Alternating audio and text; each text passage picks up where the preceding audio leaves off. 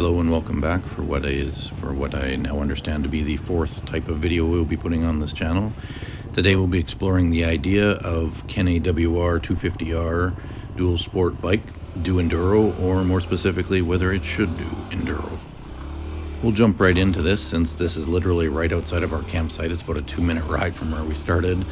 First blast up into the hill, I got up into the step up that's about a foot-ish onto a route, and I wasn't quite prepared and didn't get the clutch in far enough, so I got a little bit stuck up there. But it was a good intro to the bike. It was actually kind of a funny situation where I tried to get the bike turned around and I kept pulling, and I was thinking, man, this thing's so heavy, it's just terrible. And because it is about 65 pounds heavier than my race bike.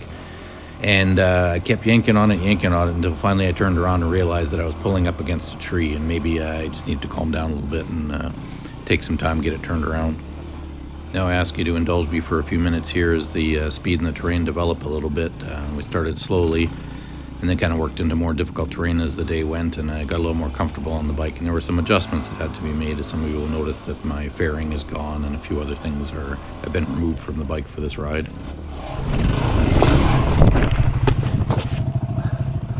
Yeah.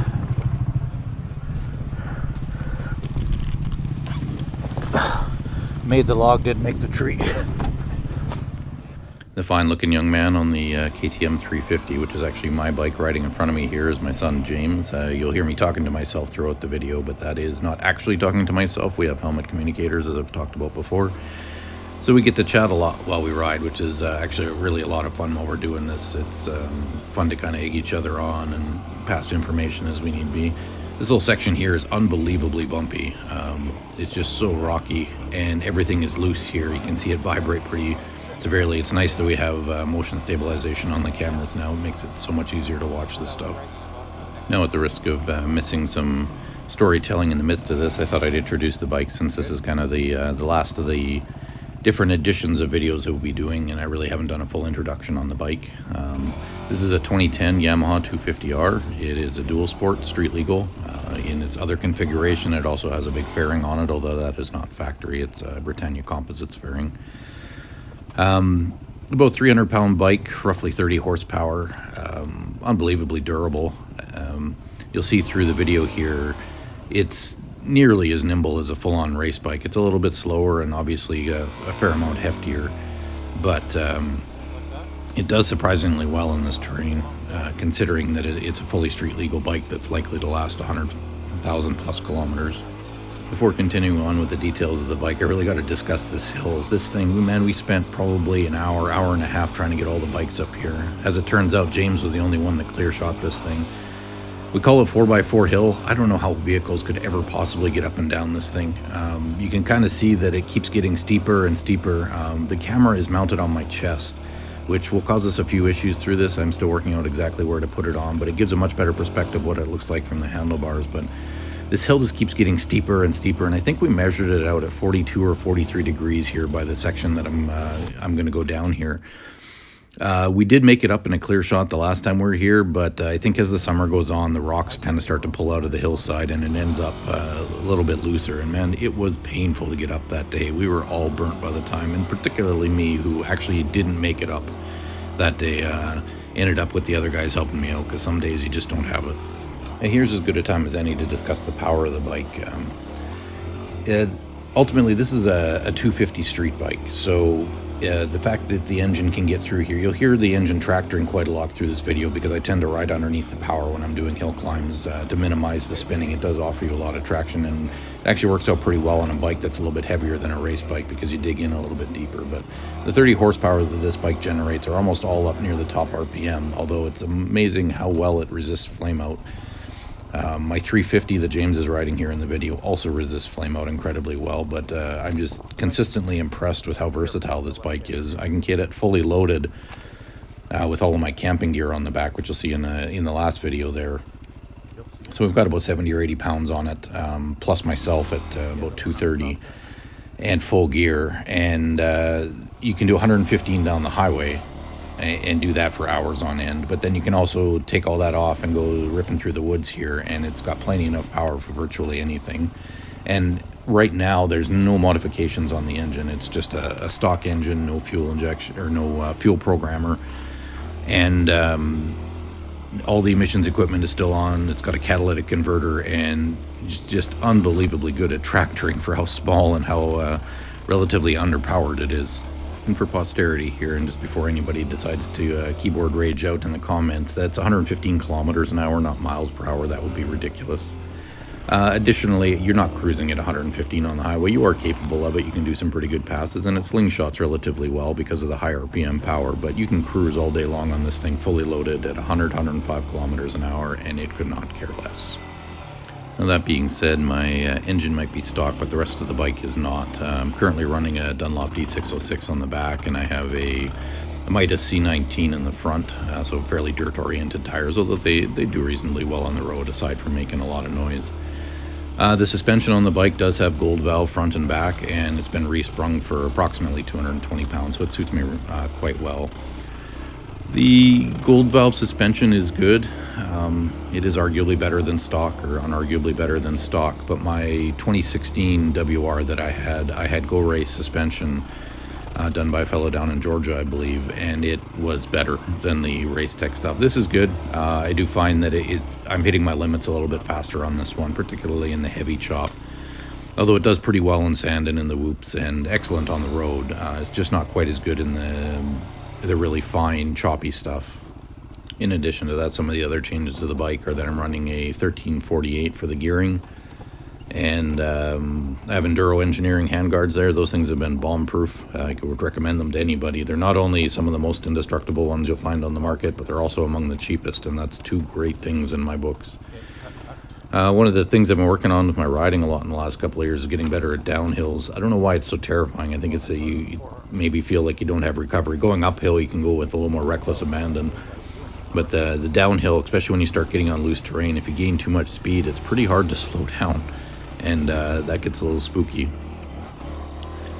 My bike also currently has just a normal cable clutch in it, although it's aftermarket. My bike does have a Magura hydraulic clutch, which I really enjoy, but it failed me, and I couldn't get the replacement kit in time, so I now have this friction, or the cable clutch on there, though the Magura will be going back on, mostly just because it's smooth.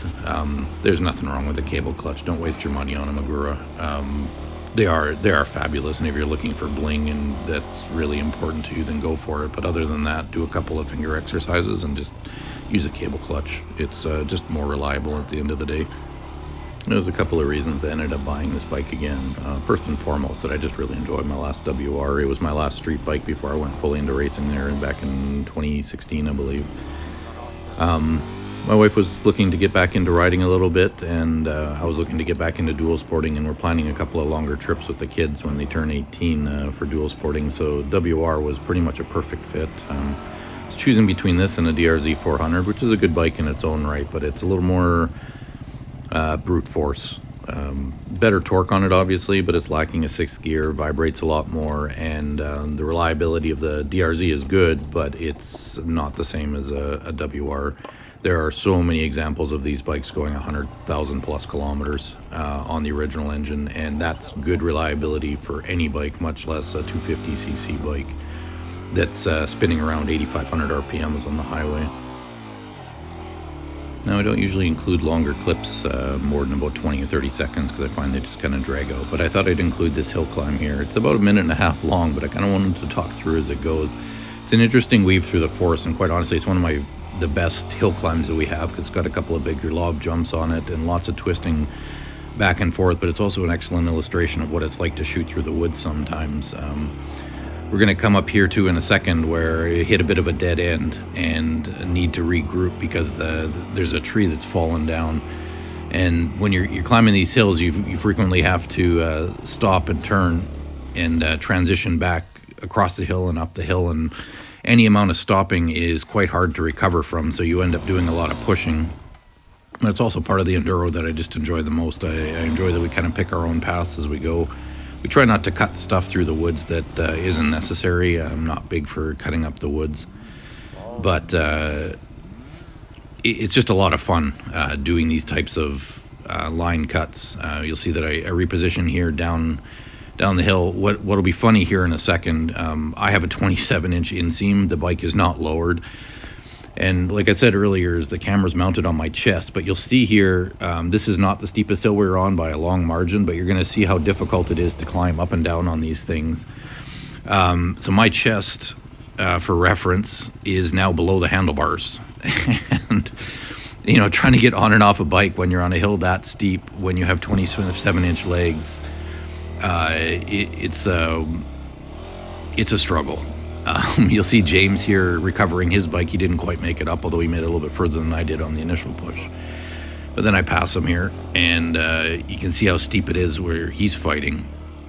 In a second here, I'm going to run out of traction again and smack a tree with the handlebars, which stops you pretty dead. But it's just a neat process doing these longer lines where you don't have a chance to stop and brake. It's exhausting, but it's a ton of fun.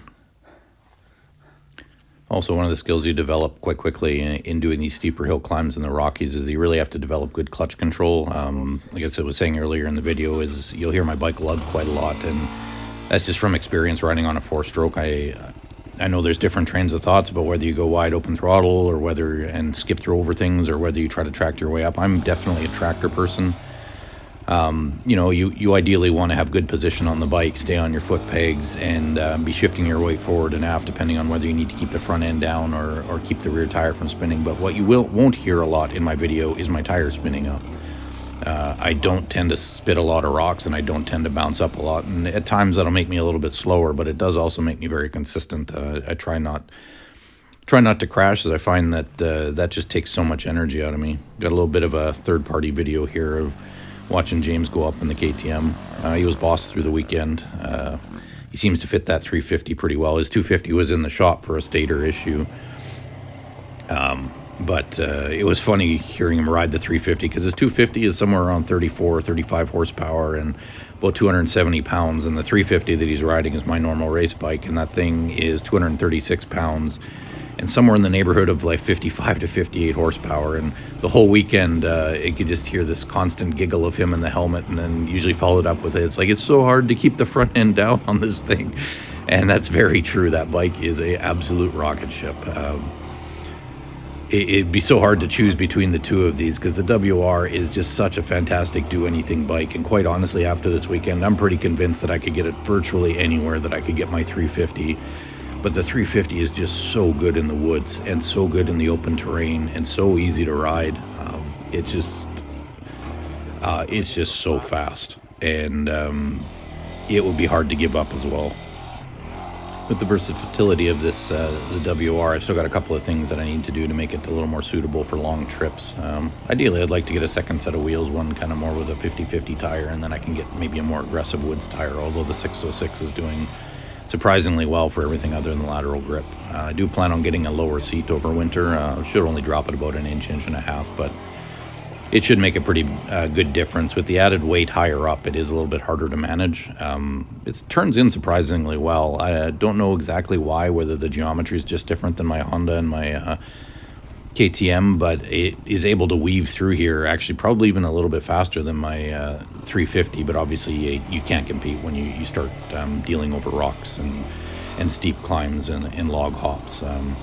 WR did pretty well in log hops. I'm still getting used to the timing on the clutch. It doesn't bite in quite as hard for obvious reasons. Your transmission wouldn't last very long if it bit with the aggression that the KTM or my Honda do. But it does surprisingly well in these. My timing is maybe not ideal at the moment, but I really didn't struggle much for the log hops this weekend, and that was a nice surprise because I was kind of expecting that in between the lower ground clearance and the lower power, particularly that doesn't have very much snarl off the bottom with the emissions equipment on there and the restricted air intake for noise compliance. The snappiness off the bottom on the power is pretty limited, but it seemed to do pretty well. It just kept tractoring, kept rolling, and really didn't cause me much grief at all. So I guess as we get to the end of the video, is we really have to answer the question that was asked at the beginning, is can the WR250R do Enduro? Well, yes, absolutely it can. Should it? Yes, also. It's surprisingly capable, quite honestly. The last time I owned one, I was not as experienced and suffered a little bit more. Still lots to learn, but it really didn't slow me down in the woods very much. And overall, for really only riding this bike for about 2 months this year, 2.5 months, because of some poor choices, it's been surprisingly capable. And like, go back through the videos and tell me another bike that can do all of these things and do it for 100,000 kilometers. Like, seriously, it's a bike well worth considering. It's not perfect, it's not for everybody, but you'd be hard pressed to really not like this thing. So as I sign off for this video until the next one, let me know in the comments which one of these directions you like the most, and we'll see what we can manage for content over the next year.